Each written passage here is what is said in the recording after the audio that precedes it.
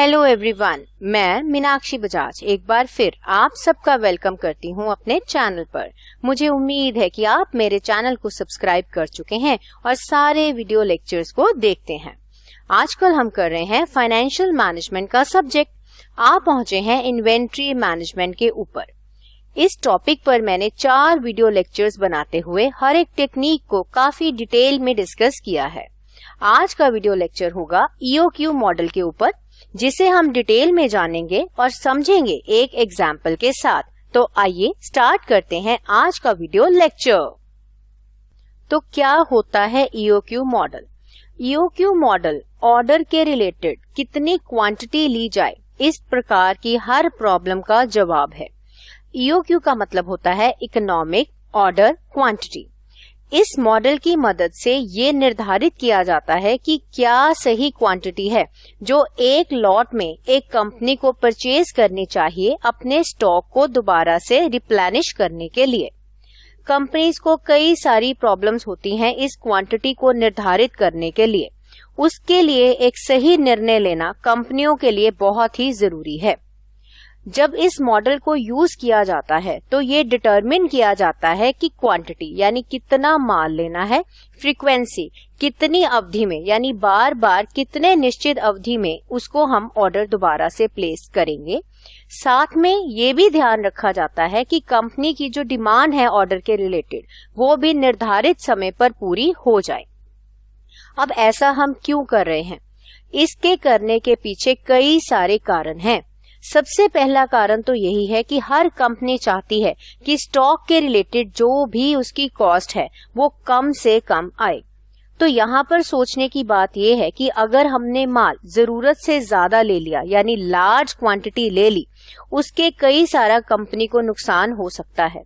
जैसे कि उस माल की देखभाल करने के लिए जो कॉस्ट लगेगी उसकी इंश्योरेंस करानी पड़ेगी, वेयर हाउस में लोगों को रखना पड़ेगा, तो कॉस्ट जो है वो बढ़ती चली जाएगी। पर कुछ एक फायदे भी हैं, क्योंकि अगर आपने कंपनी में ज्यादा स्टॉक रखा तो स्मूथ प्रोडक्शन चलेगी, कभी भी प्रोडक्शन नहीं रुकेगी। बार बार ऑर्डर ना प्लेस करने की वजह से ऑर्डरिंग कॉस्ट भी कम हो जाएगी। इस प्रकार से फायदा तो है लेकिन नुकसान भी है। दूसरी ओर अगर कंपनी ये डिसाइड करे कि चलिए हम तो बहुत कम क्वांटिटी को ऑर्डर करेंगे ताकि हमारी कॉस्ट कम हो जाए, इसका हमें कुछ नुकसान हो सकता है। जैसे कि जो प्रोडक्शन का प्रोसेस है उसमें इंटरप्शंस आ जाएंगी, कंपनी को स्टॉक आउट माल बिल्कुल खत्म हो जाएगा और वेट करना पड़ेगा दोबारा से माल को फैक्ट्री में पहुंचने का। तो यहाँ से जवाब ये निकलता है कि किसी भी फर्म को ना तो बहुत ज्यादा और ना तो बहुत कम क्वांटिटी ऑर्डर करनी चाहिए। जवाब है ईओक्यू मॉडल, जो कि ट्रेड ऑफ करता है यानी तालमेल बैलेंस क्रिएट करता है बेनिफिट्स का और साथ में ही कॉस्ट को भी एक सही आकार में लेकर आता है। ईओक्यू को बोला जाता है ऑप्टिमम क्वांटिटी। ऑप्टिमम का मतलब होता है बेहतरीन। बेहतरीन भी बोला जाता है, सर्वोत्तम भी बोला जा सकता है या बेस्ट भी आप इसको बोल सकते हैं। तो इसकी मदद से एक ऐसा लेवल इन्वेंट्री का निर्धारित कर लिया जाता है जिससे कॉस्ट जो है वह मिनिमाइज हो जाए। इसे कई किताबों में इकोनॉमिक लॉट साइज भी बोला गया है। दोनों का मतलब बिल्कुल ही सेम है।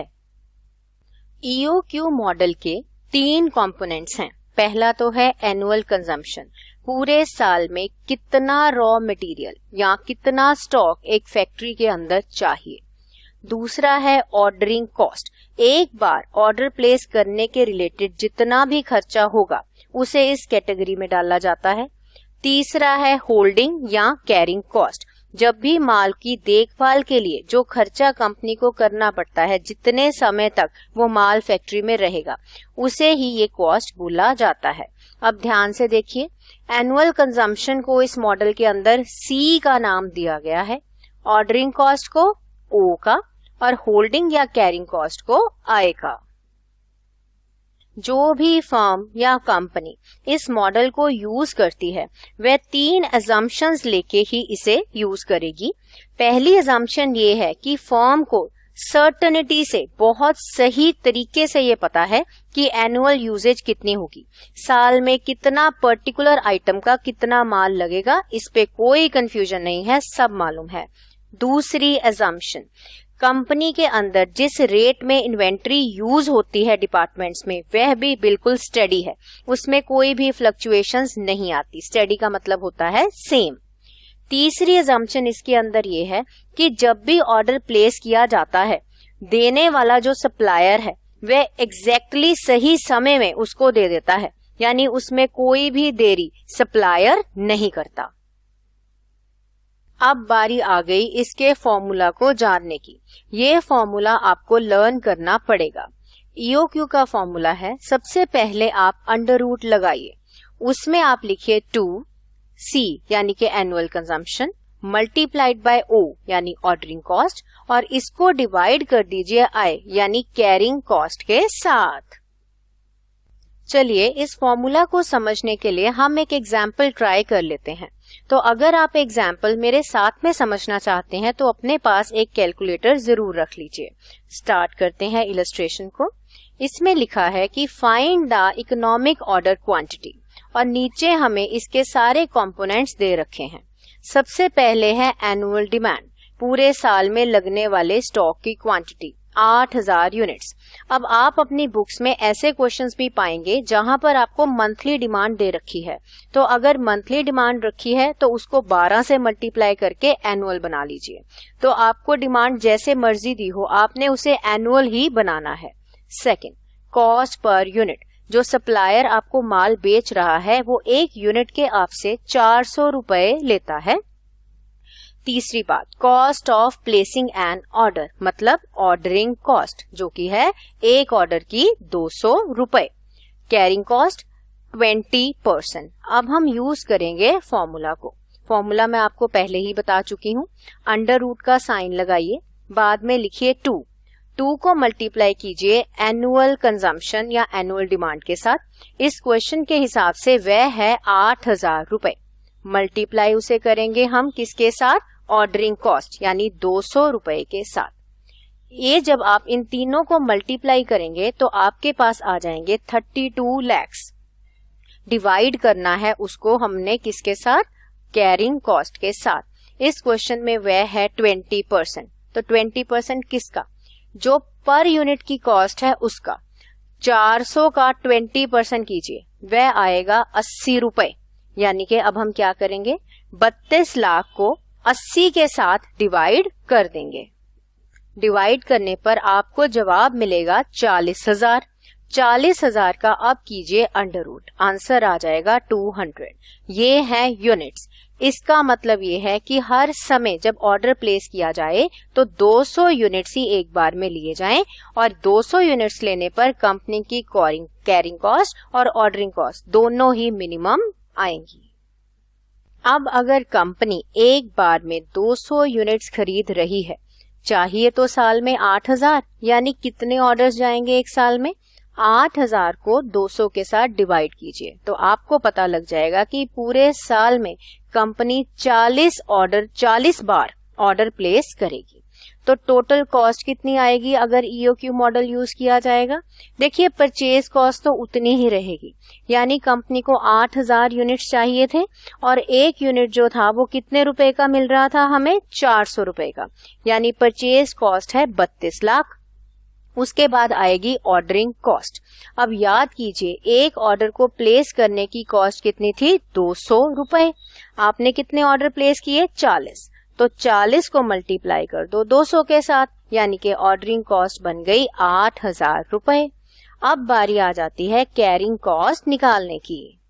कैरिंग कॉस्ट निकालते समय आपको दो बातों का खास ध्यान रखना है। सबसे पहले, कैरिंग कॉस्ट उतने माल पर ही लगेगी जितनी आप एक बार में ऑर्डर करेंगे। जैसे हमारी इलस्ट्रेशन के हिसाब से हम एक बार में 200 यूनिट ऑर्डर करते हैं, राइट। तो 200 यूनिट ऑर्डर करते हैं और कितनी कॉस्ट है, 400 की कॉस्ट है।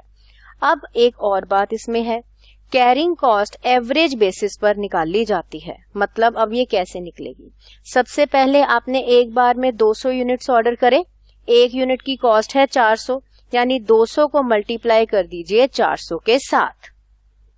क्या आंसर आया? 80,000। अब कितनी लगनी है? 20%। तो 80 को अब 20% कर दीजिए, तो वह आ जाएगा आपका 16,000। लेकिन जैसे मैंने बताया कैरिंग कॉस्ट एवरेज बेसिस पर कैलकुलेट होती है, तो 16,000 का एवरेज मतलब हाफ से उसको मल्टीप्लाई करिए। हाफ से मल्टीप्लाई करेंगे तो वह आ जाएगा 8,000 रुपए। अब इन तीनों कंपोनेंट्स को ऐड कर दीजिए, आंसर आ जाएगा 32,16,000 रुपए। अब आप यहाँ पर स्लाइड में एक डायग्राम को भी देख रहे हैं। इस डायग्राम में 3 कंपोनेंट्स आपको दिखाई देंगे। एक तो है ऑर्डरिंग कॉस्ट, जो कि आप जितने ज्यादा ऑर्डर्स प्लेस करेंगे उतनी वह बढ़ती चली जाती है। कैरिंग कॉस्ट, जितना ज्यादा माल उतना ज्यादा कैरी करने की कॉस्ट भी ज्यादा। टोटल इन्वेंट्री कॉस्ट, जब इन सबको ऐड कर दिया जाएगा तो टोटल इन्वेंट्री कॉस्ट बनती है। अब जहां पर ऑर्डरिंग कॉस्ट और कैरिंग कॉस्ट आपस में इंटरैक्ट कर जाती हैं, यानी इंटरसेक्ट काट दिया एक दूसरे को, वहां पर ईओक्यू का आपको मिनिमम लेवल मिलेगा। हमने ये डायग्राम को फॉर्मूला की मदद से बिल्कुल सही समझ लिया है। ध्यान से देखेंगे, यहाँ पर 200 लिखा आपको दिखाई दे रहा है लाल रंग में, और यही 200 हमारे फॉर्मूला की मदद से आंसर भी आया है। तो इस प्रकार से चीजों को आसान बनाने के लिए, क्योंकि अगर हम डायग्राम की मदद से निकालेंगे तो हमें सारा 50, 100, 150 सबकी कॉस्ट निकालनी पड़ेगी। तो ईओक्यू मॉडल हमें वह मैथमेटिकल फॉर्मूला देता है जिसकी मदद से हम एग्जैक्टली जान सकते हैं कि ऑप्टिमम क्वांटिटी क्या है।